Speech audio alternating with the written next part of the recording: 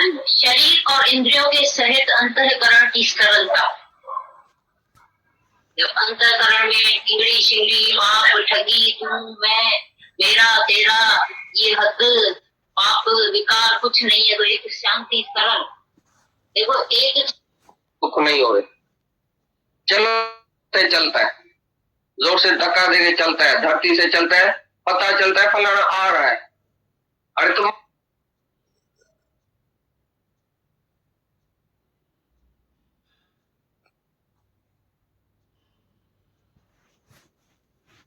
नहीं है जब तक वो गीता के ऊपर चलता नहीं है। एक एक श्लोक के ऊपर जिसकी रहनी होगी वो अर्थ कर सकेगा। हमने भी अपने गुरु को जब रहनी देखी उनकी, तभी हमको गीता का अर्थ आ गया। हमको गीता ने, भगवान ने, हमारे गुरु ने एक एक श्लोक नहीं पढ़ाया था, लेकिन अपनी रहनी गीता के ऊपर करके दिखाया। My life is my book. उनकी लाइफ ही शास्त्र थी, तभी हमने उसके लाइफ को देखे और कृष्ण को देखा, अपने गुरु को भी देखा, तभी अपने को भी देखा, तभी ये अर्थ निकल रहा है, नहीं तो कोई नहीं अर्थ कर सकता है। बड़ा बड़ा पंडित विद्वान बराबर है, बहुत लॉजिकली तुमको अर्थ सुनाएगा, संस्कृत में भी अर्थ सुनाएगा, लेकिन उसकी हम पहले रहनी देखेगा, पीछे हम गीता सुनेगा उसके मुख से, नहीं तो नहीं सुनेगा। तो बात क्या थी? करना चाहते हैं कोई कोई, मैं तो संन्यास लेके जाता हूँ क्योंकि गृहस्थ में झंझट है, क्योंकि गृहस्थ में मरना पड़ता है, कदम कदम पर तुमको मरना पड़ेगा, बेटे के आगे, नौकर के आगे, बहू के आगे, औरत के आगे, सेठ के आगे, नौकर के आगे, कहाँ तुमको नहीं मरना पड़ता है बताओ? तो यह गृहस्थ की भक्ति, गृहस्थ की तपस्या। तो बोलता है जो अपने कर्तव्य पालने में तुमको जो तपस्या करनी पड़ेगी, जो कष्ट सहना पड़ेगा, ये दैवी गुण है भाई। ये बहुत मर्यादा में रहता है, ये बहुत अच्छा है, सबके आगे निम्रता करता है, सेवा करता है भाई, कमाता है बहुत अंदर बैठ की शुद्धि से कमाता है, इसका पैसा भी कमाई का जो है वो शुद्ध है, वो पवित्रता से कमाता है, वो अपने स्वार्थ से नहीं कमाता है, घर में रहता है, सबके लिए रहता है, सबके लिए कुर्बानी करता है, सबकी सेवा करता है, सबको खिला के माता पीछे खाती है, सब बच्चे को संभाल के बाप पीछे सोता है। तो ये कुर्बानी है ना, अपना सुख त्याग करना पड़ेगा तभी तो गृहस्थ में पूरा होएगा। जब तुम अपना सुख त्याग करेगा तभी बहू को सुख देगा, बेटे को सुख देगा, जब भी बड़ा अपना सुख त्याग करेगा, फिर छोटा अपना सुख त्याग करेगा तभी बड़े की सेवा कर सकेगा। अगर सास बीमार पड़ी है, बहू को सिनेमा की इच्छा होगी, अगर मर्यादा में होगी तो बोलेगी सिनेमा छोड़ो, आज सास बीमार है, हम इधर ही बैठ के सेवा करता है, तो उसने छोड़ा ना, कष्ट सहा ना, ये मन इंद्रियों पर कंट्रोल किया ना, तभी मर्यादा में चला ना। तुम किसी भी वर्ण में, आश्रम में, तुम जिसमें भी रहे पड़े हैं, उधर कर्तव्य पालने में तुमको कष्ट सहना पड़ेगा, तभी तुम दैवी देवता होएगा। ये दैवी गुण है, कष्ट सहना। और फिर जब इस सत्संग में आते हैं, शुद्ध धर्म, अपने आत्मा का धर्म, उसमें भी कष्ट सहना पड़ता है और मन और इंद्रियों को रोकना पड़ता है। हे अर्जुन, जहां जहां तुम्हारा मन जाए उधर उधर से खींच के आत्मा में लगाओ, ये भी एक कष्ट है अंदर। तुम इधर आते हैं, देखो नीचे बैठे हैं, ठंडी में, गर्मी में, सर्दी में, कहां कहां से आते हैं, ये भी एक कष्ट है। ये अपने उद्धार के लिए तुम कष्ट सहते हैं। स्वधर्म है ये तुम्हारा, आत्मा का धर्म क्या है उसके समझने के लिए तुम कितना कष्ट सहते हैं। घर वाले की गाली भी खाते हैं, दुनिया की भी गाली खाते हैं, कोई तुम्हारी निंदा भी करेगा, इतना सुबह सुबह में माई कहाँ जाती है, घर बच्चा छोड़ के निंदा होगी, ये भी एक कष्ट है, निंदा सहना। लेकिन स्वधर्म के लिए जो भी तुम कष्ट सहता है वो दैवी गुण है तुम्हारा, और दैवी गुण से ही तुमको भगवान प्राप्त होएगा। दैवी गुण जो है वो मुक्ति को प्राप्त करने के लिए है। तो ये जरूरी है, तुम स्वधर्म के लिए जो भी कष्ट सहता है वो बहुत जरूरी है, उसमें तुमको फायदा हो, अंदर की शुद्धि होगी, देवताई गुण तुम्हारे पास आएगा, तभी तुमको मुक्ति और शांति मिलेगी।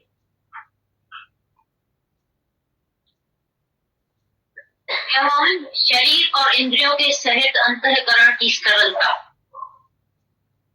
जब अंतःकरण में टिंगड़ी शिंगड़ी पाप ठगी तू मैं मेरा तेरा ये हद पाप विकार कुछ नहीं है, तो एक शांति सरल।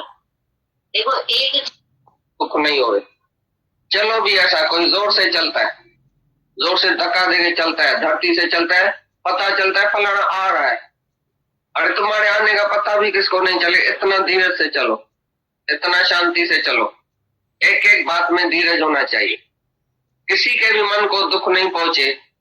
सुबह को तुम उठते हैं, जोर जोर से चिल्लाते हैं, हरिओम हरिओम समझो करते हैं, तुम्हारा बेटा सोया पड़ा है, तुमको निकाल देगा घर से, उसको तुमने दुखी क्यों किया, उसकी नींद क्यों सताया, वो बेचारा अच्छा है, नींद में पड़ा रहे, तो तुम्हारा शुभ कर्म भी उसको दुखी देगा तो भी नहीं करना। तुम शांत में रहो, अपने हरिओम अंदर में बोलो। बाहर से बोलने से अगर किसकी नींद फिटे और वो बेचारा बीमार है, उसको अभी आराम करने का है समझो, और तुम बोल के चिल्लाते हैं, सुबह को उठ के बत्तियां जलाते हैं, भाई मैं सवेरे उठता हूँ, तुमको भी सवेरे उठना है जरूर, वो तुमको पीछेगा अंदर में।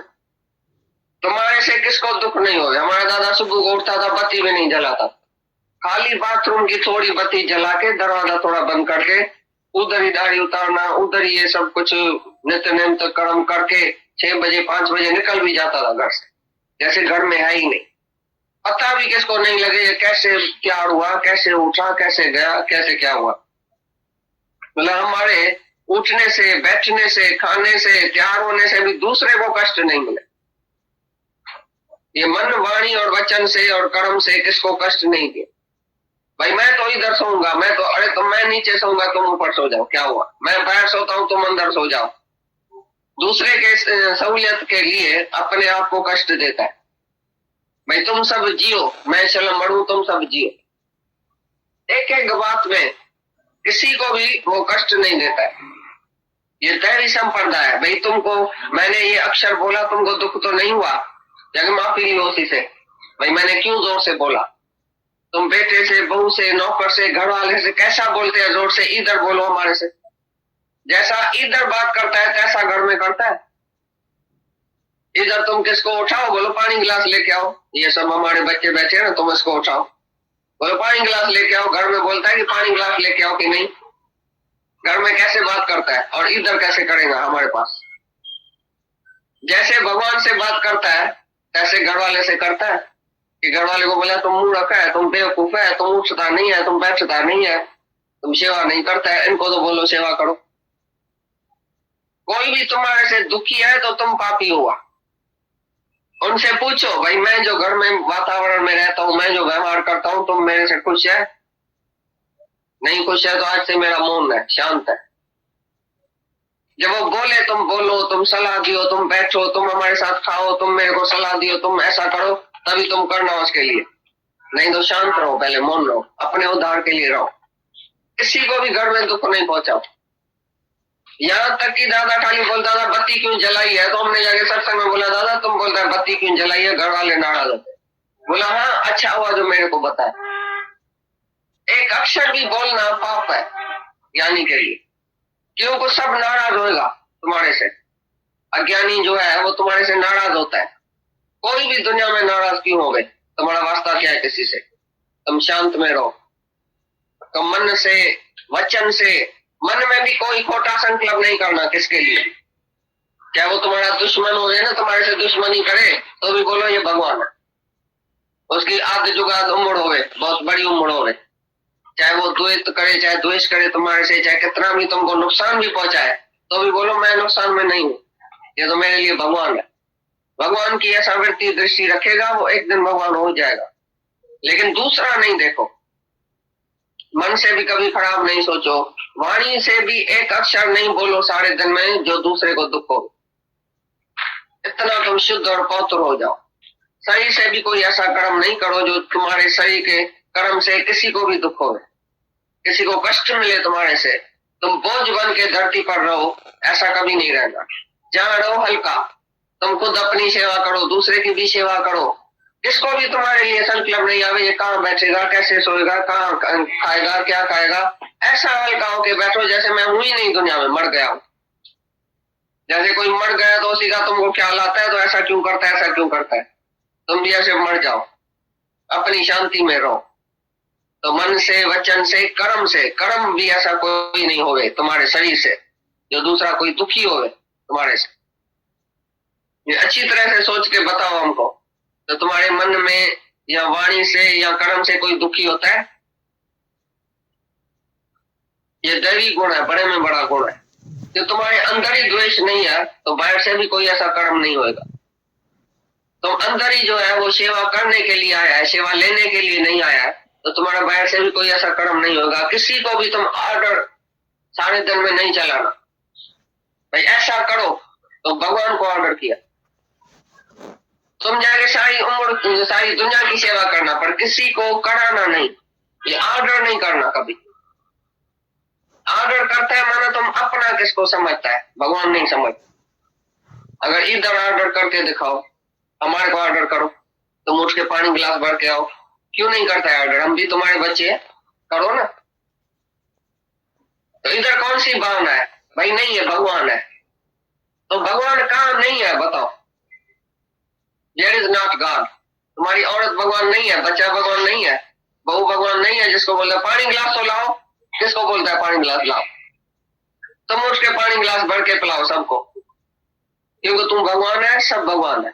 तुम्हारा धर्म है सेवा करना, नहीं कि सेवा लेना। फिर दूसरे जन्म में तुम औरत बन के फिर उसी की सेवा करनी पड़ेगी तुमको, अगर अभी सेवा नहीं लेना नहीं बंद किया तो। सब तुम्हारे से दुखी है घर वाले, हमको पता है। जो भी तुम बैठे हैं ना, A to Z घर से चिट्ठी लिखा के आओ, सबको तुमने दुखी किया। हमको सब पता है, ऐसा नहीं कि तुम्हारी औरत या बहू या बेटा हमको बात करके जाता है, हमको तुम सब के स्वभाव का पता है। इतने गुणी मई माया के वश में जो है उसी से सब दुखी है। 3 गुण के वश में तुम है कि नहीं, कभी सत्व में आएगा, कभी रजो में आएगा, कभी तमो में आएगा, बेचारे सब दुखी हो गए तुम्हारे। तो दैवी गुण ये नहीं है। मन वचन और कर्म से किसी को भी दुखी नहीं करना, एक ही चीज को भी दुखी नहीं करना। ये अच्छी तरह से अपने अंदर स्वभाव धारण करो, तभी ये दैवी संपदा का गुण हुआ। हाँ, जो तुमने अनुभव किया है आत्मा का, जो भाषण करता है, कौन भी भाषण जो करता है सत्य भाषण है, उसने सचमुच अनुभव किया है, सचमुच उसमें टिका पड़ा है। तो जैसा सुना है, जैसा तुमने सोचा है, जैसा तुमने अनुभव किया है, इतना बोलना और मीठी जुबान से बोलना। सच चाहो पर मीठा मीठो करे चाहो, ऐसी तरह से बोलो जो उसको सच लग जाए अंदर। सच्चा भाषण माने जितना तुम्हारे अंदर समर्थी होवे, जितना तुम सीखा है, जितना तुम समझा है, उतना तुम बोलो, जितना तुमने अनुभव किया। जास्ती बड़ा बड़ा लेक्चर करना, जास्ती बड़ा बड़ा ये व्याख्यान करना, ये तो माया है, एक सतोगुणी माया है। ये शब्द संत साधु जो तुमको लेक्चर करता है लेकिन अंदर में टिका हुआ नहीं है, और तुम्हारे से पैसा लेता है। उधर से समझना उसने समझा ही नहीं। गीता का पाठ करके 8 आना लेता है तुम्हारे से, तुम भी खुश। 8 आने में गीता का पाठ पढ़ के सुनाया भाई ने, तो 8 आने में तो बहुत सस्ता है गीता। 8 आने में तुम गीता समझ सकता है, तो कहां से तुम गीता समझेगा? किधर से तुम भाषण सीख के आता है? कौन सा भाषण है उसका? सत्य भाषण है। तो जो भी बोले वो पहले देखो तो अनुभव किया हुआ है, उसका ज्ञान अनुभव में लाया है। Practice what you preach. तुमने प्रीच किया है, प्रैक्टिस किया है जो प्रीच करता है। ये दुनिया के जो मास्टर लोग है उसने प्रैक्टिस नहीं किया, ऐसे ही प्रीच करता है। क्यों? घर में जाके इतना इतना बड़ा किताब क्रैम करके आगे लेक्चर करेगा। ये तुम्हारा गुरु गोसाई दुनिया का विक्रम करके गीता पढ़ के पहले एक दिन पहले गीता पढ़ेगा, भागवत पढ़ेगा, सीख के इतना था इतना लेक्चर 1 घंटे में हम करेगा। दूसरे दिन आके लेक्चर करता है, भाई 1 घंटा साधु बोलेगा, फिर तुम दूसरी विषय पर बात करो, बोलेगा नहीं वो कल, आज खाली फलानी विषय पर हम बात करेंगे, क्योंकि फलानी विषय पर पढ़ के आया था कल, भाई इतना ही हम बोलेगा। तो उसने अनुभव किया या क्रैम किया? जैसे मास्टर लोग है ना, क्रैम करके दूसरे दिन आता है, लिख के पढ़ के सबको सुनाता है, फिर दूसरे दिन को भूल जाता। व्याख्यान प्रोफेसर बताए अपनी बात, लेक्चर घर से छुपा के और सारा लिख के क्रैम करके दूसरे दिन आगे लेक्चर करेगा, फिर दूसरे दिन भूल जाएगा। ये इम्तिहान देके आती है ना लड़कियां MSc और MA, आज उसको बोलो तुम MSc का फला ये भाई बताओ, भूल जाएगा। इम्तिहान देके तो भूल जाएगी, क्यों? क्रैम किया था 2-4-8 दिन बैठ के अपने मगज में वो विद्या डाल के जबरदस्ती इम्तिहान देके आया, फिर जाके राम द्रोह किया, भूल गया। लेकिन ये आत्मा कभी भूल सकती है? ये ज्ञान जिसने मन से सुना, अनुभव किया, वो कभी भूल सकता है? 50 साल भी तुम समझो भी गीता नहीं पढ़ो, जो तुमने अभी सुनी है वो तुम भूल सकता है? जो गुरु के मुख से हमने एक अक्षर भी सुना था वो मोती हो गया। जैसे सिप्पी होती है ना, वर्षा की बूंद होती है, स्वाति की बूंद पकड़ के और मोल लगती है तो मोती बन जाता है। अच्छी तरह से गुरु के मुख से हम जो एक अक्षर भी सुनेगा, अच्छी तरह से एक लाइन, एक पॉइंट उठा के जाएगा, वो हमारे जीवन में काम में आ जाएंगे। जाति लेक्चर सुनने का जरूरत भी नहीं है। नानक लेके एक गल और है जखरा जान। नानक को बोलता है तो एक ही बात समझने की है कि तू आत्मा है। उसके लिए सब वेद शास्त्र ये वो स्मृतियां सब एक आत्मा को जानने के लिए लिखी पड़ी। वो जब गुरु समझाता है हमको तो तुम कैसे आत्मा है, तभी हम समझते हैं, इशारा करता है। गुरु के इशारे कैसा, ये महावाक्य जो है वेदों का, वो भी गुरु के मुख से हमको सुनने का। जब गुरु बोलेगा तब तो हम हंसी तीर लगाएगा, तभी हम ब्रह्मस्मयी बोलेगा। बाकी तो वेद से पढ़ के बोलेगा हाँ मैं भी ब्रह्म हूं, तुम भी ब्रह्म है, कभी भी नहीं। वेद शास्त्र भी गुरु की महिमा करके गया। सब ग्रंथ साहब जाके पढ़ो तो मत कोई भरम भूले संसार गुण बिन कोई न तरस पा। जैसो चंदा उगवे सूरज चढ़े हजार, एते चानन होंदिया गुण बिन गोड़ अंधा। कितना भी सूरज और चांद निकले, कितनी भी रोशनी हुए, कितना भी तुम वेद शास्त्र पढ़ो, लेकिन गुरु के सिवाय अंधेरा है, घोर अंधेरा।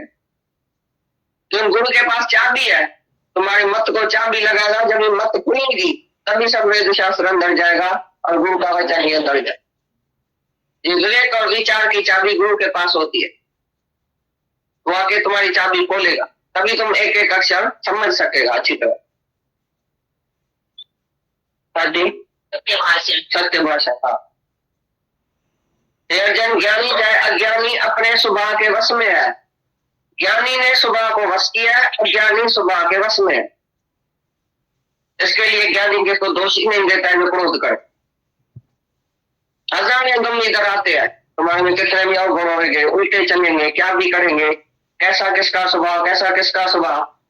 तो ज्ञानी तुम सबके ऊपर करुणा करता है, बोलता ऐसा भी होता है क्योंकि इसका स्वभाव ऐसा है, इसने स्वभाव को वश नहीं किया। तो अज्ञानी में तुम उम्मीद रखता है कि वो ज्ञान की अलग चलत करे क्या। अज्ञानी माना क्या? अज्ञानी माना अंधेरे में वो जरूर ठोकरे खाएगा, धक्का खाएगा, उल्टा चलेगा, उल्टा तो चलेगा ही। ये तुम क्रोध करके अपने को क्यों जलाता है? दोष दूसरे का, जलता है तुम। कितना मूर्ख है, अपने को क्यों जलाता है? अपने आत्मा को जैसे अंदर जलाता है। भगवान बोलता है मैं अंतर्यामी सबके अंदर बैठा हूं और मेरे को कष्ट देता है। तुम क्रोध करके जब जल आता है ना अपनी इंद्रियों को, अपनी रंग रंग रंग तुम्हारी जलती है, तो अंदर भगवान बैठा है, उसको आगे गर्मी लगती है। और जिसके ऊपर तुम क्रोध करता है उधर भी भगवान बैठा है, उधर भी समझो भगवान के ऊपर ही तुमने क्रोध किया, भगवान को ही तुमने सताया अंदर। जिसको तुमने दुखी किया समझो भगवान को दुखी किया। तुम कभी ऐसा नहीं समझना कि भाई हमने तो इसको बोला ना, भगवान को थोड़ी बोला, हमने तो नौकर को बोला ना, अरे उधर भगवान नहीं है। तो बोलता है जहां बार जो भगवान देखता है वो कभी भी क्रोध किसके ऊपर कर सकता है, और क्रोध करना अच्छा है। युधिष्ठिर को एक दिन मास्टर ने बोला भाई ये काम क्रोध लोभ मोह अहंकार छोड़ के आना, भाई आज क्रोध नहीं करना। तो दूसरे सबने तो आगे सबक सुनाया, युधिष्ठिर ने सुनाया ही नहीं, क्योंकि उसने बोला मैं पहले प्रैक्टिस तो करूं तो मेरे को क्रोध आता है कि नहीं आता है। और क्रोध क्यों नहीं करना चाहिए, सारी रात जाग के उसके ऊपर बहुत विचार किया। भाई क्रोध नहीं करेगा काम कैसे चलेगा, नौकर खराब हो जाएगा, स्त्री खराब हो जाएगी, बच्चा उल्टा चलेगा, सिर पर चढ़ के आएगा और बहुत उल्टा फायदा उठाएगा अगर हम क्रोध नहीं करेगा।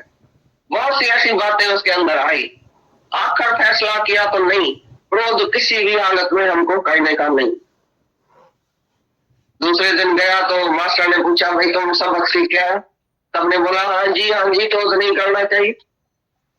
युधिष्ठिर चुपचाप बैठा था, गुरु ने पूछा भाई तुम सबक नहीं याद किया? बोला नहीं। तो उसको लपड़ लगा, बोला इतना ढगा बड़े में बड़ा भाई तुम है, तो तुमको अभी तक सबक याद नहीं आया, छोटे छोटे को सबक याद आया, मारपीट किया, ये किया, वो किया, बहुत गाली दिया, क्रोध किया, सबके बीच में से इंसल्ट किया, बेइज्जती किया, तो शांत चित्त मुस्कुराता रहा, शांत। फिर बेचारी को बोला तो अभी मैंने सबक पक्का किया। तो मास्टर बोला कैसे?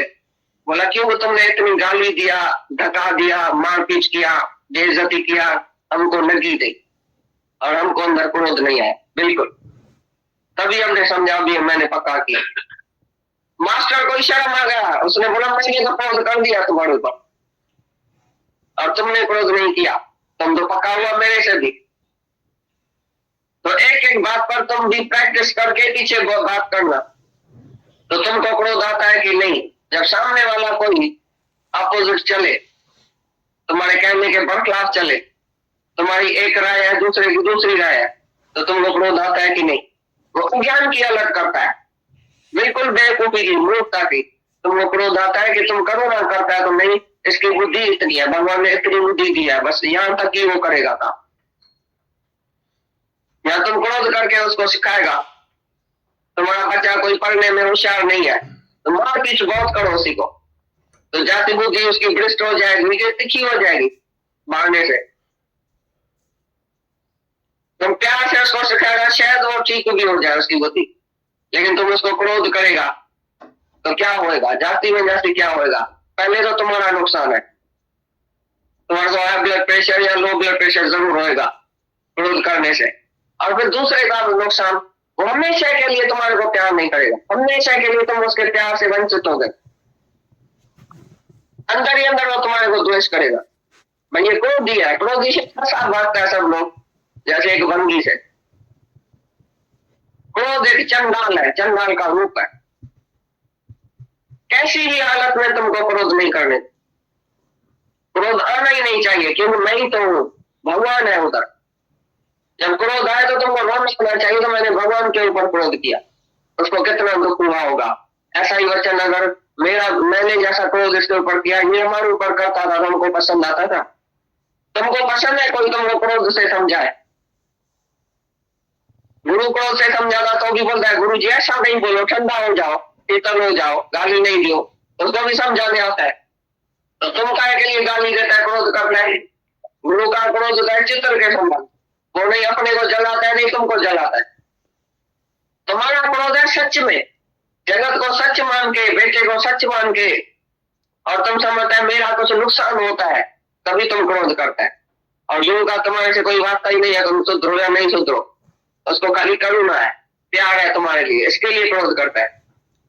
गुरु जो गुस्सा मौन था लगता वो मिठो, गुरु का गुस्सा बहुत मीठा लगता है कि वो हमारा उद्धार है, लेकिन तुम जिसके ऊपर क्रोध करता है उसका उद्धार नहीं होता है, तुम्हारा भी नुकसान उसका भी नुकसान, क्योंकि उधर तुम्हारा स्वार्थ है, ये जरूर सुधरे, ये मेरा बेटा है, ये मेरा है, इसके लिए जरूर सुधरे। गुरु को ये नहीं है कि मेरा है जरूर सुधरे, ये मैं हूं।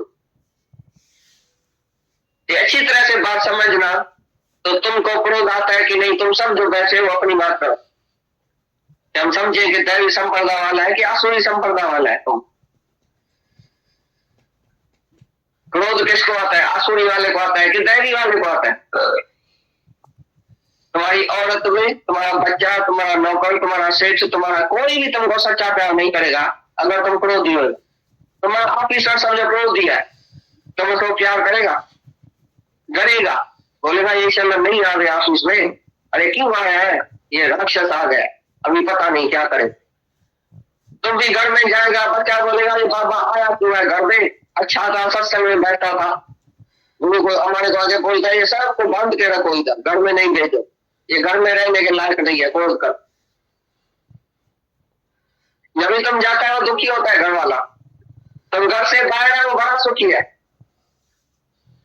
जो तुम क्रोध करता है, मौन नहीं है तुमको, शांत नहीं है, दैवी लक्षण नहीं है, ये आसुरी संप्रदा का लक्षण है क्रोध।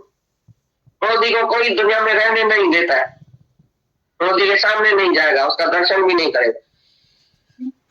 जिसको काम और क्रोध की अग्नि जला नहीं सकती है, उसका दर्शन गंगा जी से भी पवित्र है। ये अग्नि है, तुमको भी जलाती है, दूसरे को भी जलना। ऐसा शीतल हो जाओ, ऐसा तो शीतल ठंडा हो जाओ जैसा बर्फ। बर्फ के सामने जो बैठेगा, जो बाजू में बैठेगा, वो भी शीतल हो जाएगा। सत्पुरुष जो होता है वो बर्फ की तरह शीतल होता है। उसको ये माया की अग्नि, काम क्रोध की अग्नि नहीं जलाती है। इसके लिए उसके छाव में जो बैठेगा उसको भी ठंडाई आ जाएगी। संतर बड़े परमारथी शीतल जिनके अंग, तपत बुझाइन औरों की दे दे अपना रंग। सत्पुरुष तो तुमको बोलता है ज्ञानी, चैलेंज देता है, हमको क्रोध दिला के दिखाओ, ऐसी कोई गलत करो जो हमको क्रोध आवे। देखो आता है, तुम पर मेहरबानी करना हमारे ऊपर भी, कोई ना कोई स्वांग रचा के आओ। देखो हमको क्रोध आता है, हम भी तो अपने को देखे, तुम हमारा विचार नहीं लेता है, कोई ना कोई बात छेड़ के आओ, हम भी देखे तो हमको गुरु ने कितना शीतल किया है। ऐसी तरह से तुम भी सबको चैलेंज दियो, तो हमको भी क्रोध नहीं आएगा। तुम कितना भी उल्टा चलो, हमको क्रोध कभी नहीं आएगा। आए तो हमारे गुरु को चल के बताना है स्कूल में। तुम बच्चे को बोलता है ना, तुम राम चलन करता है, तुम्हारी राम चलन है, हम तुम्हारे स्कूल में आएगा, तुमको आगे बताएगा तुम्हारे मास्टर को। तुम भी सबको बोल दियो अभी हमको कोई भी काम और क्रोध नहीं होगा, वो अग्नि हमारी अभी शांत हो गई है। ऐसा अपने को जांचो अच्छी तरह से। ऐसा नहीं खाली गीता पढ़ने का है, गीता का 18 अध्याय नहीं पढ़ने का है हमको, चाहे एक श्लोक भी नहीं पढ़ो सारे दिन में, तो भी उसके ऊपर प्रैक्टिस करके पीछे दूसरा श्लोक पढ़ो। आज से तुम यही पॉइंट उठाओ, भाई सामने वाला कैसी भी हलत चलत करे, सामने वाला कैसी भी उल्टी हलत करे, हमको क्रोध नहीं आना चाहिए।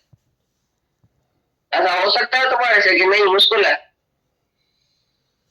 बहुत सरल है, खाली भगवान देखो उसमें, तो नहीं देखेगा तुम जिसके ऊपर क्रोध करे, नहीं वो देखेगा तुम्हें, इतना द्वेष बढ़ जाएगा। ये दोनों बीमारी है बड़े में बड़ी, सब बीमारी द्वेष और क्रोध से होती है।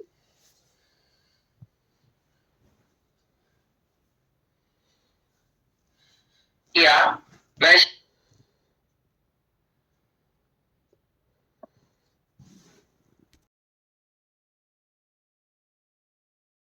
है जो वाणी चल रही है कल से लेकर अभी तक, जो श्लोक चले, ये सारे श्लोक गीता शास्त्र के हैं।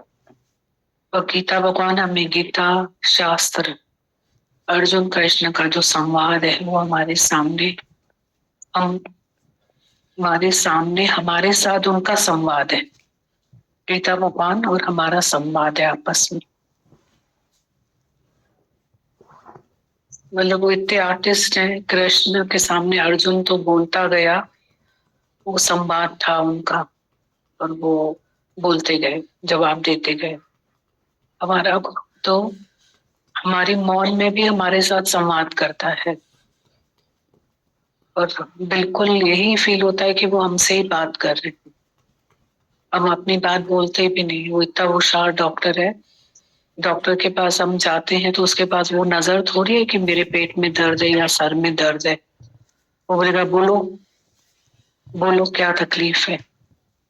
जब हम बोलेंगे सर में दर्द है तो सच्चाई से बोलेंगे, जब पेट में होगा और सर में बोलेंगे तो सर की दवाई खाएंगे। तो ऐसा तो हम अपने साथ बेवफाई नहीं करेंगे। सच्चे सरल बन के उसको बताते हैं कि हाँ मेरे सर में दर्द है। सर में होता है तो पेट का थोड़ी बताते हैं। तो गुरु तो हमारे बोलने का भी इंतजार नहीं करता है, वो इतना होशियार है, उसको पहले ही पता है हमारी क्या क्या बीमारियां हैं, वो सब हमको बोल देता है। हमको सवाल बाद में उसने बना के दी कि अरे हाँ हाँ ये मेरी बीमारी है, अरे हाँ हाँ ये मेरा इलाज है, अरे हाँ ऐसा मेरे साथ होता है, सब उसने हमको बता दिया।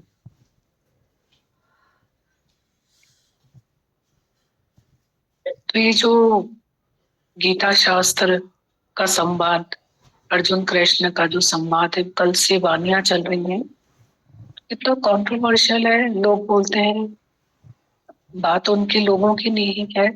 जैसे कोई वो लोग बोलता है कि दादा भगवान जो है ना वो घर छुड़वाते हैं, पर पूरी वाणियां सुने अगर हम, तो सच में दादा भगवान हमारे घर को स्वर्ग बनाते हैं। दादा भगवान हमारे घर को मंदिर बनाते हैं। ये दादा भगवान ही हमारे घर को भी छुड़ाते नहीं। अभी हम यहाँ 1 घंटा 2 घंटा, कोई कितनी देर बैठेगा, 3 घंटा, फिर कहाँ जाएगा? हर एक अपने घर जाएगा। घर जा भाती भाई ठाकुर घर जी सेवा आत्म पूजा। घर जाएगा, फिर घर में आठाना कमाएगा। ये कहाँ कमाई करनी है जाकर के? सन्यास का ज्ञान थोड़ी है, गृहस्थ का ज्ञान है। गृहस्थ मरे जो दास, नानकता का भी मैं दास। अभी हम यहाँ से जाएंगे तो बोला ना, तुम्हारे पास में कैसा भी रीजन आए, कैसा भी रीजन आए, ऐसा नहीं बोला कि कोई बोलता है ना कि सच में एक और भी विकार है। कोई रीजन नहीं होता है ना तो भी क्रोध आता है लोगों को, आ जाता है, फिजूल बात पे आ जाता है। मतलब रीजन ही नहीं, विदाउट एनी रीजन। सुबह अधिकार, डोमिनेटिंग, बड़ा समझना अपने आप को, अहंकार से कुछ भी, जो भी रीजन होगा, इधर का गुस्सा उधर, फ्रस्ट्रेशन। और गीता भगवान ने बोला कि रीजन हो तो भी तुम गुस्सा नहीं करो, रीजन हो। बोल रहे थे ना, एक जब तक सबक तुम्हें पक्का नहीं होता है ना, तुम दूसरे सबक पे जाओ ही मत। आज ये सबक पक्का करके जाओ कि मेरे सामने कोई भी रीजन होगा, सब बीमारियां, गीता भगवान बोल रहे थे, क्रोध और द्वेष की वजह से ही हमारे में आती। सच बोलते हैं कि गीता भगवान की दिमाग इतना छोटा सा, 6-6 फुट के इतने मनुष्य प्राणी हम अंदर डाल के बैठे हैं। द्वेष क्रोध, दिमाग फटेगा नहीं, सर फटता नहीं। एक ख्याल तो करो एक्स्ट्रा। ख्यालन जी आराम सारी ख्यालन के परिकर मिटा भी होना तो कम कर। माता भगवान की चिट्ठी में सब लिखा हुआ है ना कि पहले तो समझ ही नहीं आता था, दुखी भी होते थे सुखी भी होते थे और चलते रहते थे।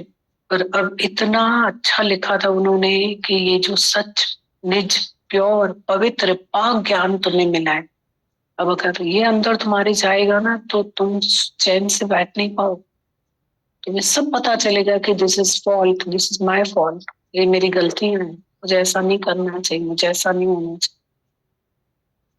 हम तो किसी की गलती पे क्रोध करना राइट समझते थे ना, कि अभी ऐसे थोड़ी क्रोध आता है हमको, किसी की गलती है तो क्रोध आता है। पर हम जब गुरु के सामने बैठते हैं तो वो हमें सिखाता है कि दूसरे की गलती पे भी तुम क्रोध मत करो, तुम मौन करो, उसको भगवान देखो, और उसके अंदर भी भगवान है, उसके अंदर भी भगवान है। उसको रियलाइज नहीं होगा, उसके अंदर भी भगवान है।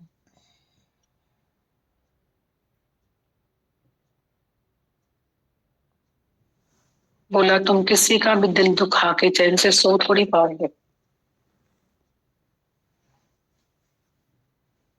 इस ज्ञान को लेने के लिए हमें नम्रता बहुत चाहिए, और नम्रता। और हमारे माता भगवान बोलते हैं स्त्री का गहना ही है नम्रता, मॉरलिटी।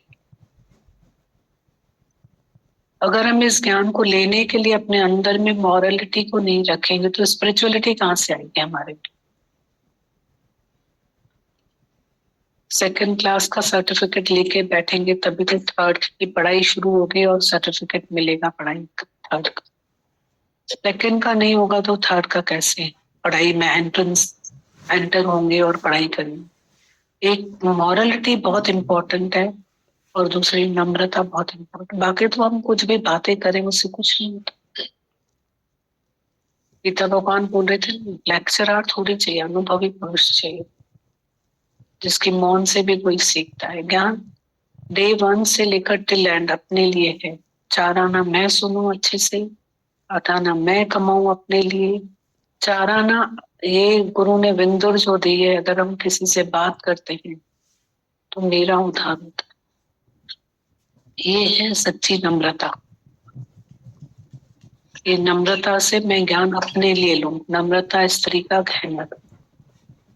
नहीं तो कीर्ति कहर का घर है, रुकावट बन जाती। शाहूकारी और कीर्ति, बोला ना, धन भी बढ़ जाएगा, कीर्ति भी बढ़ जाएगी, रुकावट बन दोनों। अचानक माता भगवान ने लिखा है ना, धन भी आ जाता है, अपार धन वैभव, वो भी रुकावट बन जाता है, और कीर्ति भी रुकावट बन जाती है। ज्ञान गुरु का, मुख गुरु का, सब कुछ गुरु का है।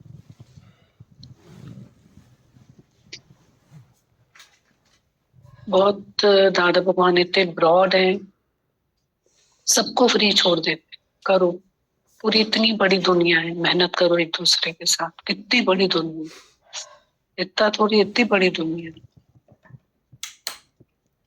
सौदा एक थोड़ी है कि ये हमको कौन खरीदेगा, ये एक सौदा नहीं, यहाँ इतनी बड़ी दुनिया है, सबके दुखों में आप शामिल हो सकते। इतनी बड़ी प्रेम की दुनिया गुरु ने दिखाई है, तो बहुत इम्पोर्टेंट है नम्रता और मॉरलिटी। वो हमारी जड़ें हैं, जड़ें पाताल तक होती हैं तो वृक्ष को डर नहीं होता। हमारी जड़ें पाताल तक होना चाहिए, न तो वेड़ा नहीं तो बयान के वही भया पानी। सबको देख करके उदारचित बनो, खुश हो जाओ, सबको देख के खुश हो जाओ, उदारचित हो जाओ, सबको देख के खुश हो जाओ। हद हद हलिया हर कोई, बेहद हलिया न कोई, बेहद के बाजार में खड़ा कबीरा।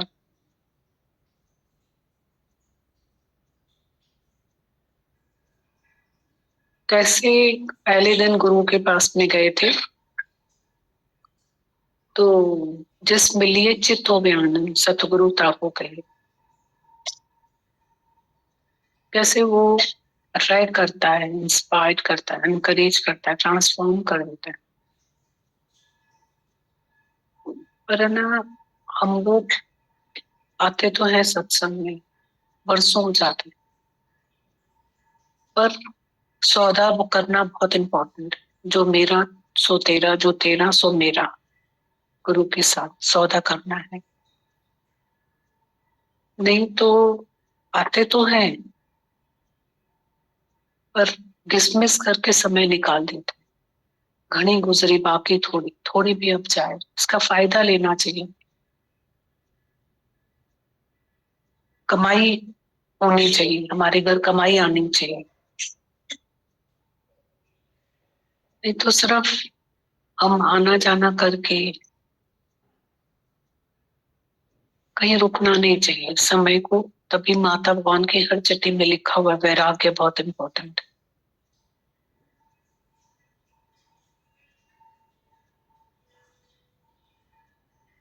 जो चढ़ती उतरती है मस्ती, वो हकीकत में मस्ती नहीं।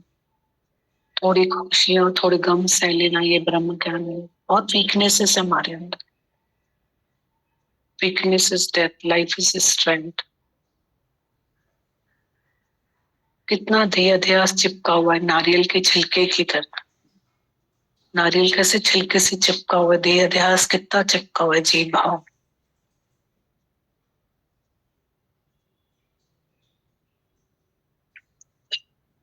घड़ी घट घड़ी बद, मुझू सजणन वट, या हूँ असां वट या असां उन्हनि वट।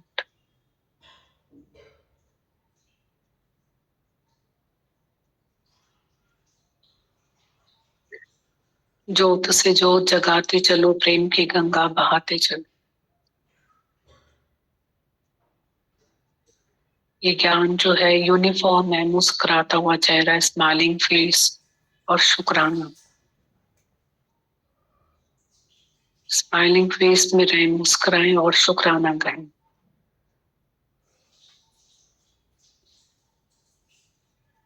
डिसमिस करके समय को न गवाएं।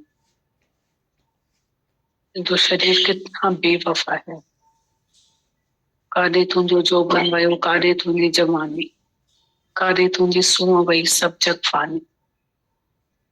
धन तो इकट्ठा कर लेते हैं कि काम आएगा, कितनी सेविंग्स करते हैं हम लोग, अच्छी बात, पर ज्ञान धन तो इकट्ठा करें।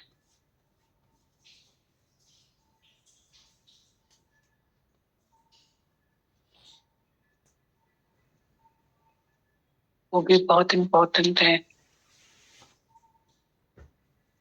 अभी इतना इन दिनों एक्सपीरियंस हुआ, हम लोगों के पास में ना रिसीविंग माइंड नहीं होता है। जैसे कोई मेल मेंबर होता है, फीमेल उसको बोलती है तुम ऐसे सेविंग्स करो, तो रिसीविंग माइंड नहीं होता है हमारा। अपनी आय से ज्यादा खर्चे कर लेना, या जितना है उतना सब खर्चे कर लेना। मैं उसको इतना सफर करूंगा, इतना अनुभव हुआ इन दिनों, बहुत करीब से बहुत अनुभव हुआ। इसका मतलब ये नहीं है कि खर्च नहीं करना, कंजूस का स्वभाव भी जो होता है वो भी एक विकार ही है, पता है। और फिजूल खर्च करना वो भी एक विकार ही है। न गिटार के वायर को इतना कसो, न इतना ढीला।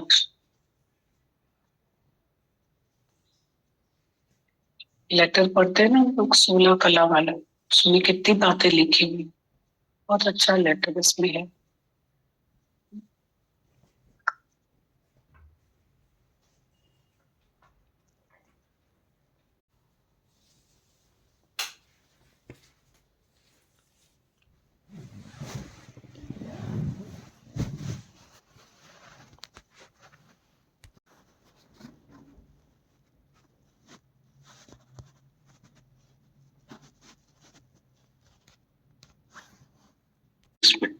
लिखा है, कई बार व्यक्ति सोचता है कि काश मेरे पास यह होता, वह होता, ऐसा होता, वैसा होता, मैं यह करता, मैं वह करता, ऐसा करता, वैसा करता और सफलता के शिखर पर पहुंच जाता। कई बार व्यक्ति यह भी सोचता है कि बहुत बड़ा बिजनेस करें, बहुत बड़ा पद पालें, या बड़ा नेता बने, या फिर कहेगा कि धन इकट्ठा कर लेना ही जीवन की सफलता है और जीवन की जीने की कला है। लिखते हैं, कई बार व्यक्ति सोचता है कि काश मेरे पास यह होता, वह होता, ऐसा होता, वैसा होता, मैं यह करता, मैं वह करता, ऐसा करता, वैसा करता और सफलता के शिखर पर पहुंच जाता। कई बार व्यक्ति यह भी सोचता है कि बहुत बड़ा बिजनेस करें, बहुत बड़ा पद पालें, या बड़ा नेता बने, या फिर कहेगा कि धन इकट्ठा कर लेना ही जीवन की सफलता है और जीने की कला है। जीने की कला ना तो अपार धन वैभव की मोहताज होती है और न ही कोई बड़े ओहदे पाने की। जीने की कला तो एक ऐसी विद्या है, ऐसी कला है जिसको कोई अगर एक बार समझ जाता है तो सामान्य व्यक्ति भी सुख से रह सकता है। वह विद्या है ब्रह्म विद्या। यह विद्या सभी विद्या से उत्तम विद्या है। जो इसे अपना लेता है हमेशा खिले हुए पुष्प की भांति आनंद की सुरभि अपने पास रखता है तथा आसपास में संपर्क में आने वाले तक भी अपनी सुगंध फैलाता है। वह अपने सुख तथा आनंद को भोगता स्वयं नहीं होता, बल्कि इसे मुक्त रूप से अन्य को भी बांटता है। वह स्वयं भी सुखी होता है और दूसरों को भी सुखी बनाता है। सुखी कौन होना चाहता है? सभी व्यक्ति सुख की तलाश में ही दिन रात एक कर देता है। जिससे जीने की कला आ जाती है वो सदा हमेशा ही आनंदित रहते हैं।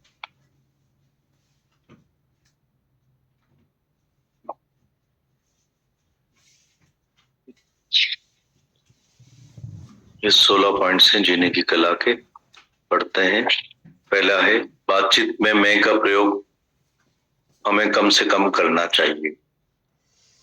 बातचीत में मैं का प्रयोग हमें कम से कम करना चाहिए। दूसरों की भी सुनिए, स्वाभिमान रखिए पर अभिमान कदाचित नहीं।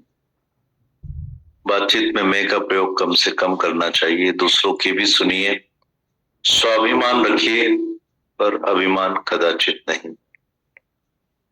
सेकंड पॉइंट में लिखते हैं, हमेशा बातचीत में मधुर, सरल तथा अच्छी लगने वाली भाषा का ही प्रयोग करना चाहिए। साथ ही अपनी बात थोड़े में पूरी करनी चाहिए। बातचीत में हमेशा मधुर, सरल और अच्छी लगने वाली भाषा का ही प्रयोग करना चाहिए। साथ ही अपनी बात थोड़े में ही पूरी करना चाहिए। थर्ड है, दूसरों से मिलते समय चेहरे पर सदैव मुस्कुराहट होनी चाहिए, जिससे सामने वाले को लगे कि आपको उसका आना अच्छा लगा है। मुस्कुराहट किसी का भी दिल जीतने के लिए ईश्वर का अनमोल वरदान है। दूसरों से मिलते समय चेहरे पर हमेशा मुस्कुराहट होनी चाहिए, जिससे सामने वाले को लगे कि आपको उसका आना अच्छा लगा है। मुस्कुराहट किसी की भी दिल जीतने के लिए ईश्वर का अनमोल वरदान है। फोर्थ पॉइंट है, दूसरों के अच्छे कार्य की प्रशंसा करने में भी कंजूसी नहीं करनी चाहिए। किसी की गलती हो तो उसे प्यार से समझाएं, क्योंकि गलती सभी से होती है। दूसरों के अच्छे कार्य की प्रशंसा करने में भी कंजूसी नहीं करना चाहिए। किसी की गलती हो तो उसे प्यार से समझाएं, क्योंकि गलती सभी से होती। फिफ्थ, व्यर्थ के प्रदर्शन के चक्कर में ना पड़े। व्यर्थ के प्रदर्शन के चक्कर में ना पड़े, अपनी वास्तविक हैसियत के अनुसार ही खर्च करें। व्यर्थ प्रदर्शन के चक्कर में ना पड़े, अपनी वास्तविक हैसियत के अनुसार ही खर्च करें। नेक्स्ट है, अपनी आय से कम खर्च करें। अचानक परिस्थिति के लिए बचत करें। आज की कठिनाई कल का आराम है। अपनी आय से कम खर्च करें। अचानक परिस्थिति के लिए बचत करें। आज की कठिनाई कल का आराम है। नेक्स्ट है, समय के अनुसार कदम बढ़ाने चाहिए, पर पीछे नहीं हटना चाहिए।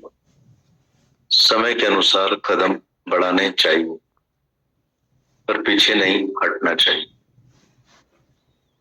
एट्थ पॉइंट है, अंधविश्वास को छोड़कर आत्मविश्वास को पक्का रखें। अंधविश्वास को छोड़कर आत्मविश्वास को पक्का रखें।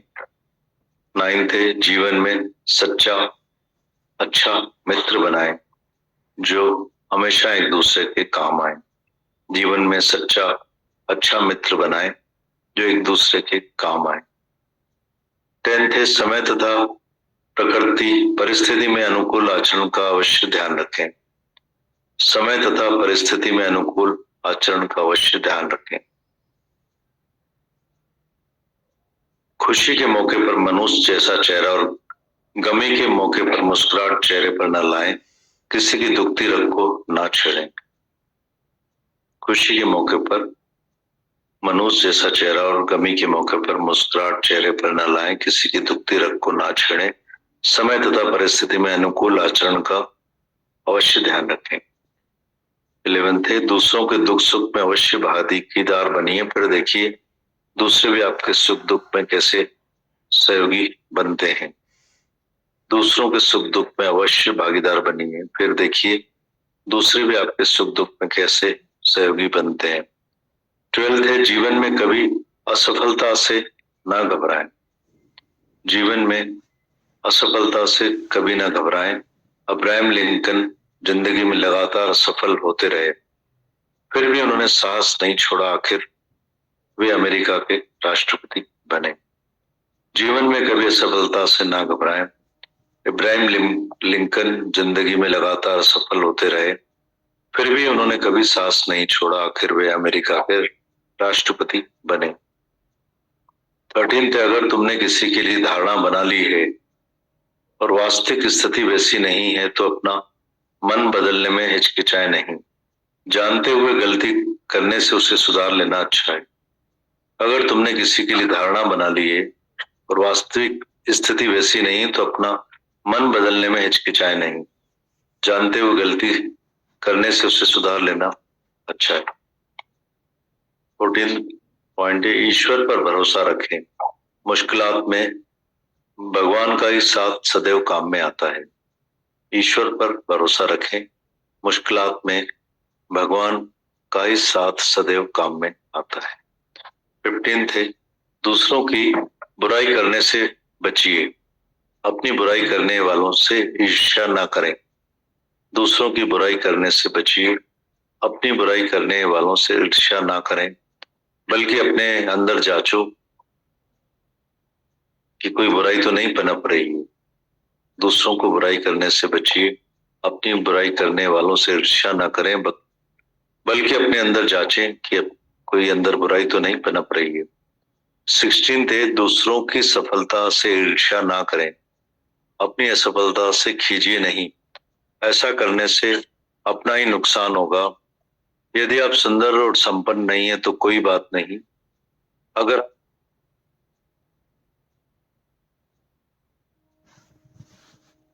दूसरों की सफलता से ईर्ष्या ना करें तथा अपनी असफलता से खींचिए नहीं, ऐसा करने से अपना ही नुकसान होगा। यदि आप सुंदर और संपन्न नहीं है तो कोई बात नहीं।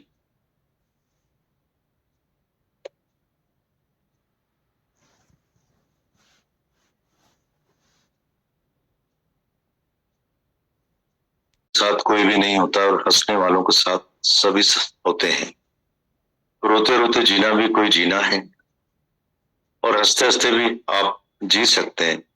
रोने से हमारा दुख दुगना हो जाता है और हंसने से आधा। अब आपकी मर्जी, आपको क्या पसंद है। ईश्वर पर भरोसा रखें, मुश्किलात में भगवान का ही साथ काम में आता है। दूसरों की बुराई करने से बचिए, अपनी बुराई करने वालों से ईर्ष्या ना करें, बल्कि अपने बेहतर जांचें कि अपने अंदर तो कोई बुराई नहीं पनप रही है। दूसरों की सफलता से ईर्ष्या ना करें और अपनी असफलता से खींचिए नहीं। ऐसा करने से अपना ही नुकसान होगा। यदि आप सुंदर और संपन्न नहीं है तो कोई बात नहीं। अगर आप जीने की कला सीख लेंगे तो आपको सफलता जरूर मिलेगी। जीवन में रोने वालों के साथ कोई भी नहीं होता है और हंसने वालों के साथ सभी होते हैं। रोते रोते जीना भी कोई जीना है और हंसते हंसते भी आप जी सकते हैं। रोने से दुख दुगना हो जाता है और हंसने से आधा। अब आपकी मर्जी है, आपको क्या पसंद है।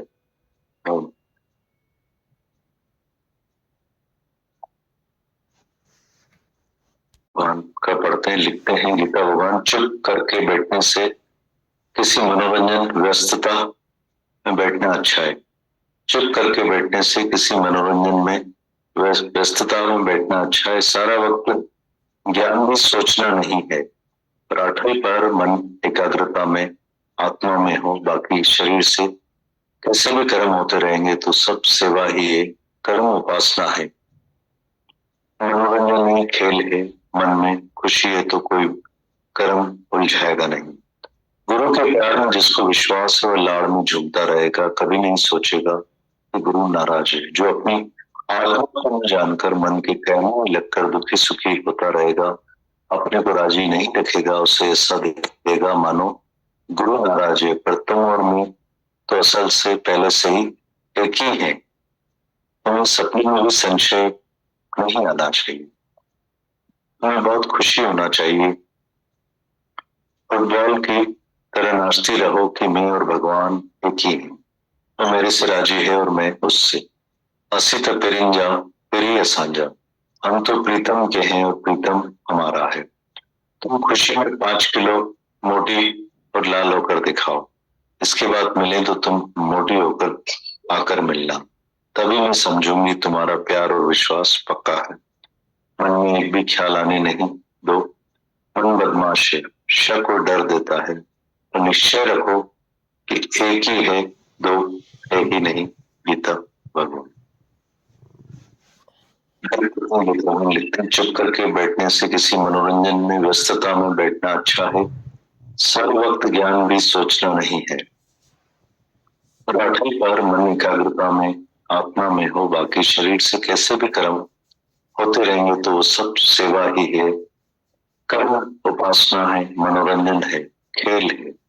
मन में खुशी है तो कर्म कोई भी उलझाएगा नहीं। गुरु के प्यार में जिसको विश्वास है वो लाड़ में झूमता रहेगा, कभी भी नहीं सोचेगा कि गुरु नाराज है। जो आत्मा को जानकर मन के कहने लगकर दुखी सुखी होता रहेगा, और जो राजी नहीं रखेगा उसे ऐसा दिखाई देगा मानो गुरु नाराज है। पर तुम और मैं तो असल से पहले से ही एक ही है। तुम्हें सपने में भी संशय नहीं आना चाहिए। तुम्हें बहुत खुशी होनी चाहिए। फुटबॉल की तरह नाचते रहो। तुम्हें और भगवान एक ही। फिर मेरे से राजी है, मैं उससे। अस्सी तो पिरिंजा पिरी असंजा। हम तो प्रीतम के हैं और प्रीतम हमारा है। तुम खुशी में 5 किलो मोटी और लाल होकर दिखाओ। इसके बाद मिले तो तुम मोटी होकर आकर मिलना, तभी मैं समझूंगी तुम्हारा प्यार और विश्वास पक्का है। मन में कभी भी ख्याल आने नहीं दो। मन बदमाश है, शक और डर देता है। पर निश्चय रखो एक ही है, दो है ही नहीं। गीता भगवान।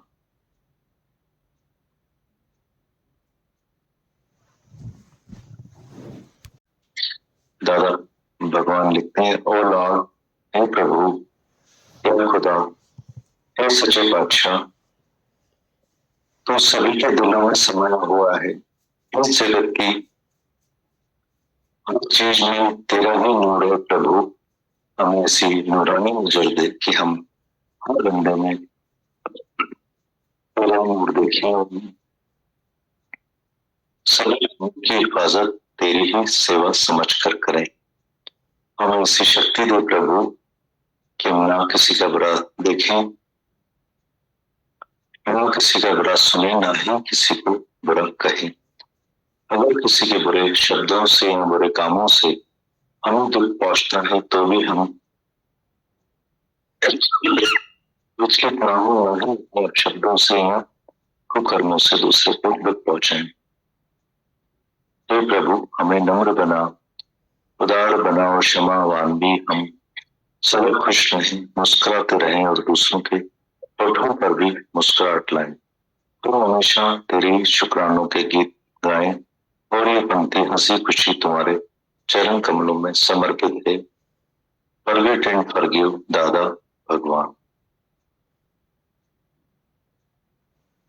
पढ़ता हूँ। दादा भगवान लिखते हैं, हे लॉर्ड, हे प्रभु, हे खुदा, हे सच्चे बादशाह, तो सभी के दिलों में समाया हुआ है।